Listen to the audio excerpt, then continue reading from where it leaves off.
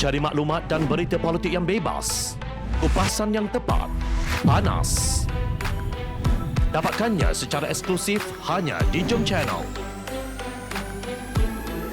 Komitmen kami, pentasan berita Isnin hingga Jumaat. Berbicara dan isu semasa, kami garapkan secara langsung. Panel-panel berkaliber dan profesional. Interaktif, pandangan anda kami raikan.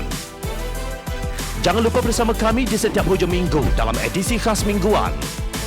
Jom Channel, moving forward, sharing a new experience.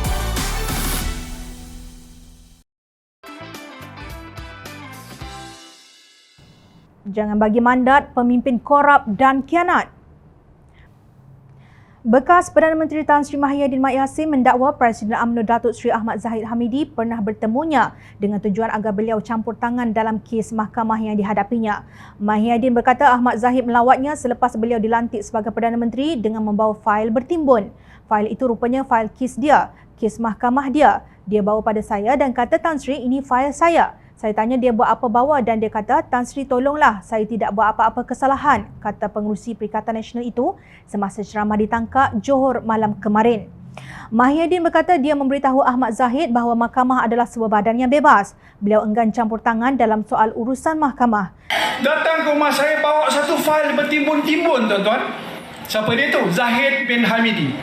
Tapi pengerusi tadi sebut Zahid komedi. Dia bawa fail tu, rupa fail kes dia. Kes mahkamah dia ni. Dia bawa pada saya, dia kata, Tan Sri, ni dia fail saya. Ini fail apa ni Zahid? Kes saya. Saya tahulah apa kes tu. Ni nak bawa nak apa-apa. Tan Sri tolonglah. Habis dia kata, saya tak buat apa-apa yang dituduh oleh Tan Sri. Saya kata, Zahid, kalau kau kata dah tak buat apa yang dituduh, apa engkau takut? Engkau pergilah mahkamah. Kalau kau bicara di mahkamah, kau tak salah, mahkamah akan bebaskan kau, betul tak? Jika ahli Parlimen Bagan Datuk itu tidak bersalah, dia perlu melalui proses perbicaraan di mahkamah. Beliau juga mengulangi dakwaan bahawa Datuk Seri Najib Razak ada meminta campur tangannya untuk menggugurkan Datuk Seri Gopal Sri Ram sebagai pendakwa raya dalam kes mahkamah yang dihadapinya. Bosku datang ke pejabat saya beri penghormatan sebagai Perdana Menteri. Dalam cerita punya cerita, dia cerita juga kes mahkamah, kata Mahyadin.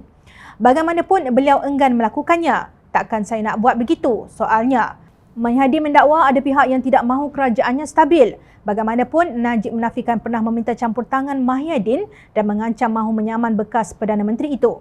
Namun, kemarin Mahyadin mengulangi dakwaannya. Jika benar dakwaan Mahyadin amat jelas bahawa Ahmad Zahid dan Najib adalah pemimpin yang korup.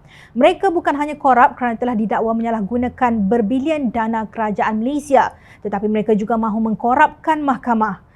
Beliau juga mendakwa Ahmad Zahid merancang untuk mengadakan pilihan raya negeri Johor dan berterusan di negeri-negeri lain sehingga pilihan raya umum ke-15. Mahyadin menyiratkan bahawa jika Barisan Nasional menang, mereka akan berusaha membebaskan diri daripada dakwaan salah laku yang menimbun itu. Dalam pada itu, individu yang sedang menunggu hukuman penjara selama 12 tahun itu tanpa rasa malu menghadap ke Istana Johor. Seolah-olahnya segala kebejatan yang dilakukan, penyelewengan, rasuah dan kesalahannya tidak pernah wujud. Seolah-olah untuk menggambarkan bahawa pihak istana berdiri di belakangnya. Adakah rakyat Johor terpedaya dengan tipu helah ini? Mahyadin telah memberi peluang kepada gerombolan ini untuk kembali berkuasa dalam kerajaan persekutuan. Bolehkah rakyat memilihnya untuk menguasai kerajaan Johor? Dan jika Perikatan Nasional menang sedikit, adakah parti itu akan kembali mencari Barisan Nasional untuk membentuk kerajaan campuran di Johor? Jika demikian, lebih baik tolak kedua-duanya.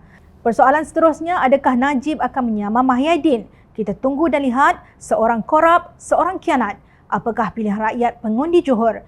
Pilihlah yang tiada sejarah sebagai korup dan sebagai pengkhianat.